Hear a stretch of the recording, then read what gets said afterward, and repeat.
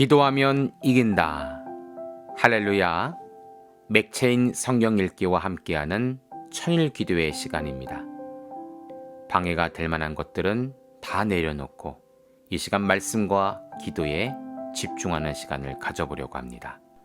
5월 2일 맥체인 성경 읽기 본문은 민수기 9장, 시편 45편, 아가서 7장, 히브리서 7장으로 인도라는 제목으로 말씀을 나누도록 합니다.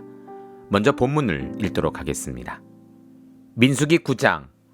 애굽 땅에서 나온 다음에 첫째 달에 여호와께서 시내 광야에서 모세에게 말씀하여 이르시되 이스라엘 자손에게 유월절을 그 정한 기일에 지키게 하라.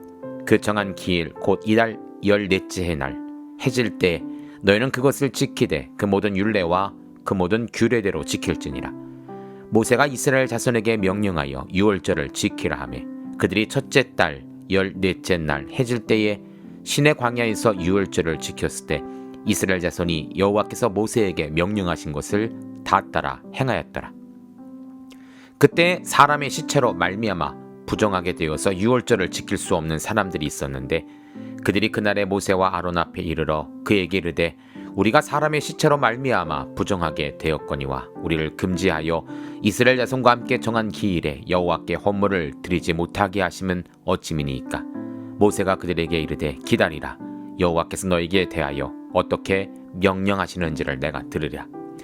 여호와께서 모세에게 말씀하시되 이스라엘 자손에게 말하여 이르라. 너희나 너희 후손 중에 시체로 말미암아 부정하게 되든지 먼 여인 중에 있다 할지라도 다 여호와 앞에 마땅히 유월절을 지키되 둘째 달 14째 날 해질 때 그것을 지켜 어린 양의 무교병과 쓴 나무를 아울러 먹을 것이요 아침까지 그것을 조금 더 남겨두지 말며 그 뼈를 하나도 꺾지 말아서 유월절 모든 율례대로 지킬 것이니라. 그러나 사람이 정결하기도 하고 여행 중에도 있지 아니하면서 유월절을 지키지 아니하는 자는 그 백성 중에 끊어지리니 이런 사람은 그 정한 기일에 여호와께 헌물을 드리지 아니하였은즉 그의 죄를 담할 것이며 만일 타국인이 너희 중에 거류하여 여호와 앞에 유월절을 지키고자 하면 유월절 율례대로 그 규례를 따라서 행할지니 거류민에게나 본토인에게나 그 율례는 동일한 것이니라.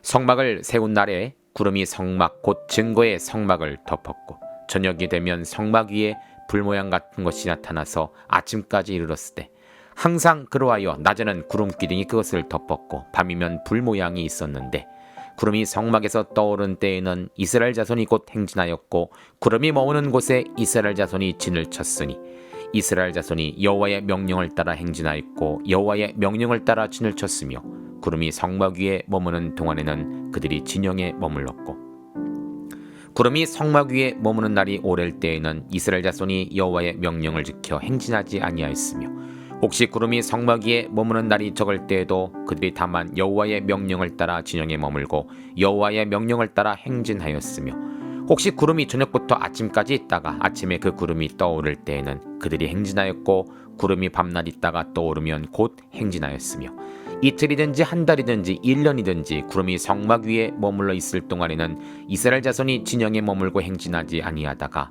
떠오르면 행진하였으니 곧 그리 여호와의 명령을 따라 진을 치며 여호와의 명령을 따라 행진하고 또 모세를 통하여 이르신 여호와의 명령을 따라 여호와의 직임을 지켰더라. 아멘. 시편 45편. 내 마음이 좋은 말로 왕을 위하여 지은 것을 말하리니 내 혀는 금솔씨가 뛰어난 서기관의 붓글과 같도다. 왕은 사람들보다 아름다워 은혜를 입술에 머금이니 그러므로 하나님이 왕에게 영원히 복을 주시도다. 용사여 칼을 허리에 차고 왕의 영화와 위엄을 입으소서. 왕은 진리와 온유와 공의를 위하여 왕의 위엄을 세우시고 병거에 오르소서.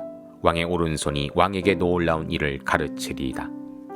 왕의 화살은 날카로워 왕의 원수의 염통을 뚫으니 만민이 왕의 앞에 엎드러지는도다. 하나님이여 주의 보좌는 영원하며 주의 나라의 규는 공평한 규이니이다. 왕은 정의를 사랑하고 악을 미워하시니 그러므로 하나님 곧 왕의 하나님이 즐거움의 기름을 왕에게 부어 왕의 동료보다 뛰어나게 하셨나이다. 왕의 모든 옷은 모략과 침향과 육개의 향기가 있으며 상하궁에서 나오는 현악은 왕을 즐겁게 하는도다. 왕이 가까이 하는 여인들 중에는 왕들의 딸이 있으며 왕후는 오빌의 금으로 꾸미고 왕의 오른쪽에 서도다.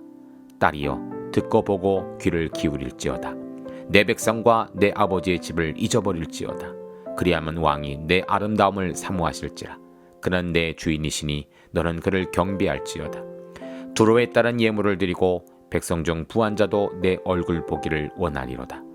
왕에 따른 궁중에서 모여 모든 영화를 누리니 그의 옷은 금으로 수놓았도다. 수놓은 옷을 입은 그는 왕께로 인도함을 받으며 시종하는 친구 처녀들도 왕께로 이끌려 갈 것이라. 그들은 기쁨과 즐거움으로 인도함을 받고 왕궁에 들어가리로다. 왕의 아들들은 왕의 조상들을 계승할 것이라. 왕이 그들로 온 세계의 군왕을 삼으리로다. 내가 왕의 이름을 만세 기억하게 하리니 그러므로 만민이 왕을 영원히 찬송하리로다. 아멘. 아가서 7장. 귀한 자에 따라 신을 신은 내 발이 어찌 그리 아름다운가. 내 널쩍다리는 둥글어서 숭령공이 손이 만든 구슬개미 같구나. 배꼽은 섞은 포도주를 가득히 분 둥근 장 같고 허리는 백각화로 두른 밀단 같구나.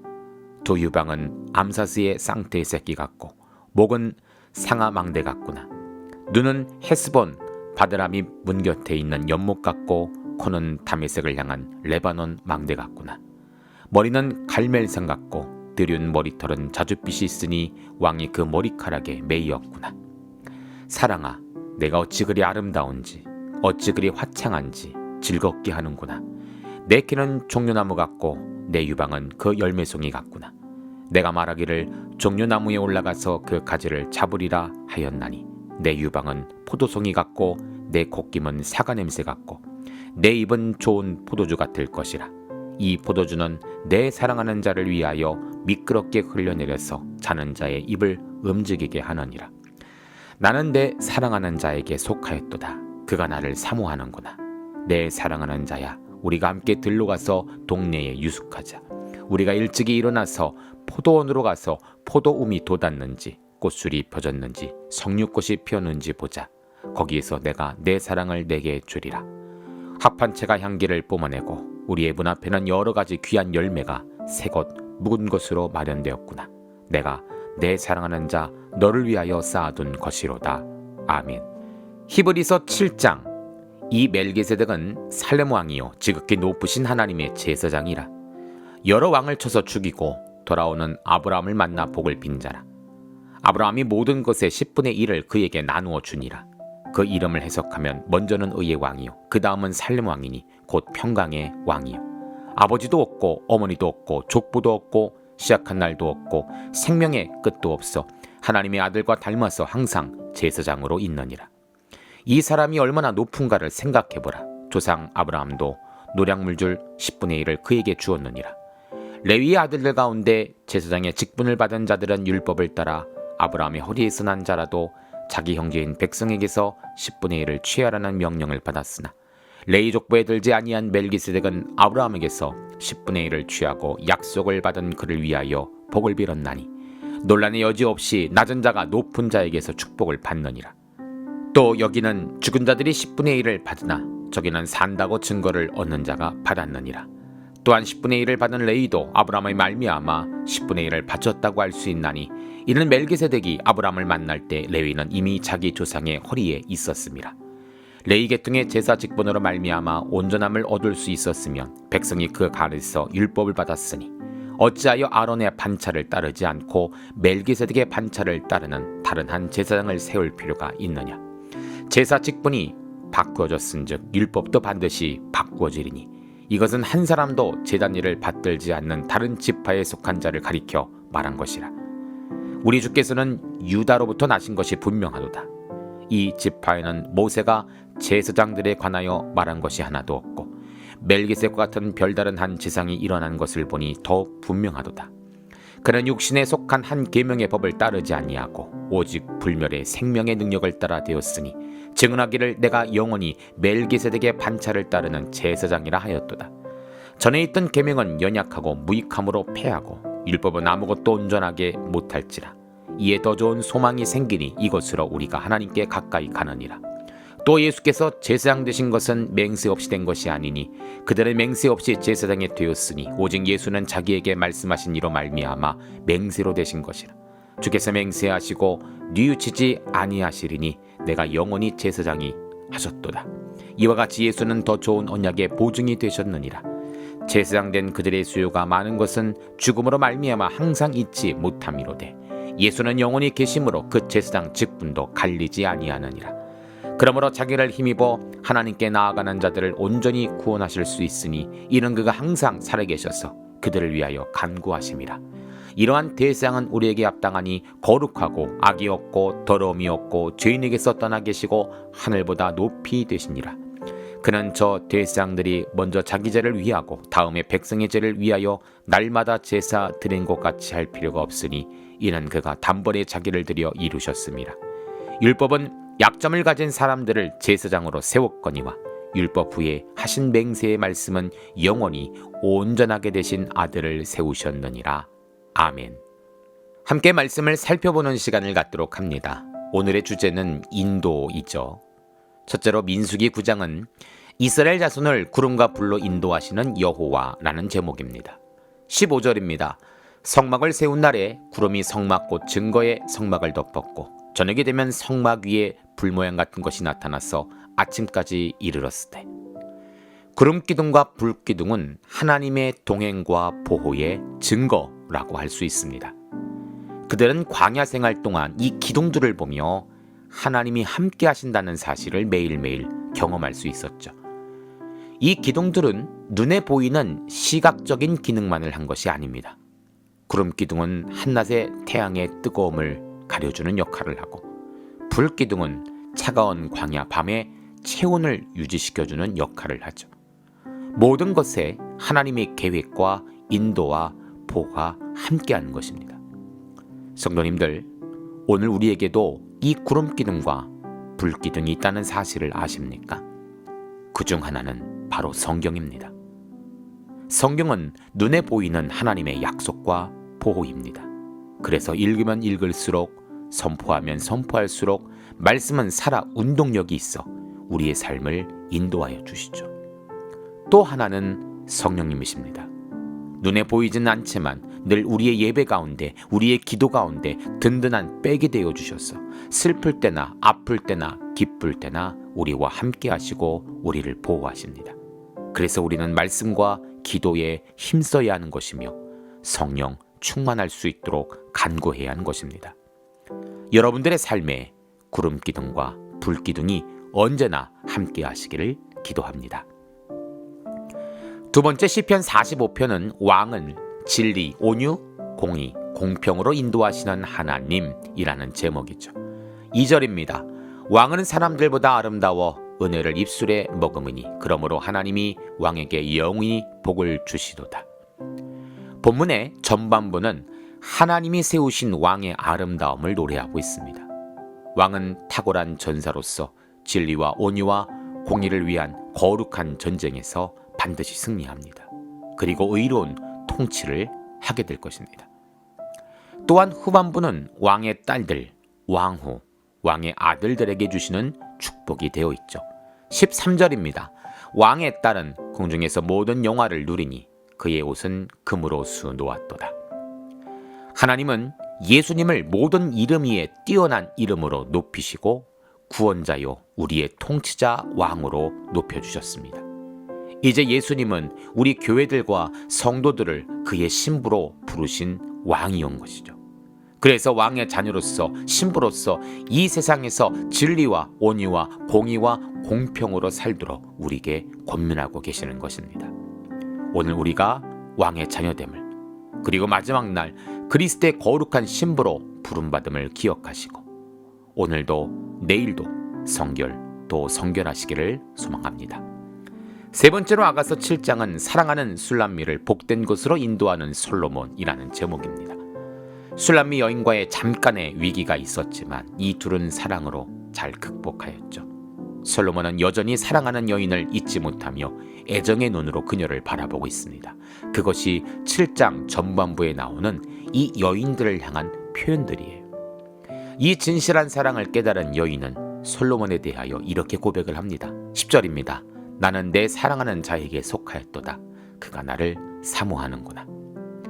저는 이 본문을 통해 떠오른 구절이 있습니다. 바로 로마서 5장 8절이에요. 우리가 아직 죄인이었지만 그리스도께서 우리를 위해 죽으심으로 우리에 대한 자기의 사랑을 확증하셨다고 하죠. 술람미 여인의 실수에도 여전히 그녀를 사랑한 왕처럼 우리가 아직 죄인 되었음에도 불구하고 우리에 대한 자기의 사랑을 확증하시는 하나님과 그의 아들 예수님의 사랑을 떠올리게 되었습니다. 우리가 다시금 주님께 돌아갈 때 11절에 이렇게 고백하죠. 내 사랑하는 자야, 우리가 함께 들러가서 동네에 유숙하자. 주님은 우리를 인도해 주신다라고 약속하십니다. 언제나 우리를 사랑하시는 하나님을 만나고 경험하는 성도들 되시기를 바랍니다. 마지막으로 히브리서 7장은 모든 영혼을 구원으로 인도하시는 대제사장 예수라는 제목입니다.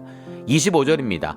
그러므로 자기를 힘입어 하나님께 나아가는 자들을 온전히 구원하실 수 있으니 이는 그가 항상 살아계셔서 그들을 위하여 간구하심이라. 전쟁에서 가장 중요한 승리 계획은 적장을 제거하는 것입니다. 한 군대를 진두지휘하는 대장은 군사력과 무기만큼 중요하죠. 그래서 적장을 무너뜨리면 그 군대는 흩어지게 되어 있습니다. 마귀도 이것을 알기에 이 땅에 오신 예수님을 죽이려 했죠. 마귀는 자기 계획이 성공했다고 생각했습니다. 승리의 축배를 들었을지도 모르죠. 그런데 죽었던 예수님은 다시 살아나셨습니다. 죽은 자가 어떻게 죽은 자를 다시 구원할 수 있겠습니까? 그래서 예수님은 사망의 권세를 이기시고 죽은 자 가운데서 살아나셔서 모든 죄의 사망 가운데 있던 영혼들을 살리신다라고 선포하며 약속하셨습니다. 그것이 바로 구원 계획이죠. 예수님은 우리 영혼이 구원받고 천국에 이르기까지 항상 살아계시고 우리 영혼을 위하여 간구하신다고 합니다. 주님의 인도는 이렇게 승리와 동행과 보호인 것입니다. 그래서 우리의 영원한 대제사장은 예수님 뿐입니다. 성도님들, 주님이 우리를 살려주십니다. 예수님이 우리를 천국으로 인도하십니다. 예수님 외에는 영생이 없습니다. 함께 기도합니다. 하나님 감사합니다. 주님은 우리의 선한 목자이시며 우리는 양입니다. 우리는 목자의 인도를 따라야 살 수 있죠.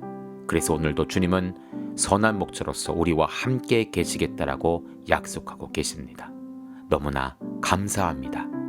예수님 이름으로 기도합니다. 아멘. 이제 기도 제목을 나눕니다. 주신 말씀을 가지고 기도하십시오. 나라와 민족을 위해 기도하십시오. 섬기는 교회와 목회자를 위해 기도하십시오. 나의 가정과 일터와 자녀를 위해 기도하십시오. 나의 약함뿐 아니라 중보의 기도가 필요한 자들을 위해 기도하십시오. 지금부터 깊은 기도와 통성 기도로 들어갑니다. 우리가 기도하기 시작할 때 하나님도 일하기 시작하십니다.